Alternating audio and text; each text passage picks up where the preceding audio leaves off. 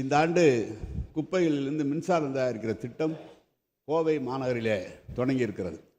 அதுக்கு தேவையான குப்பைகள் கோவையில் மட்டும் இல்லை, அருகில் இருக்கிற நகரங்களிலிருந்து அங்கு கொண்டு செல்ல வேண்டி இருக்கிறது. அதற்காக தான் கோவையிலும் மதுரையிலும் முதல் கட்டமாக இருக்கிற குப்பைகள்லாம் சேகரித்து எரிபொருளாக்கி மின்சாரம் தயாரிக்க வேண்டும் என்று அதுக்கான திட்டம் தீட்டப்பட்டு வழிகள் நடைபெற்று கொண்டிருக்கிறது.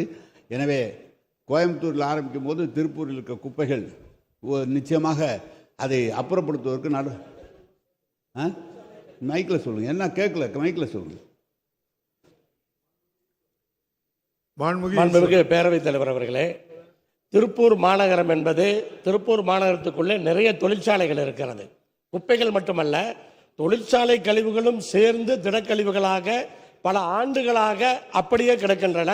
பலவிதமான நோய்களுக்கு காரணமாக இருக்கின்றது. அதைத்தான் தொழில்துறை அமைச்சரோடும் சுற்றுச்சூழல் துறை அமைச்சரோடும் சேர்ந்து அதை தீர்த்து கொடுப்பீர்களா என்று கேட்டேன்.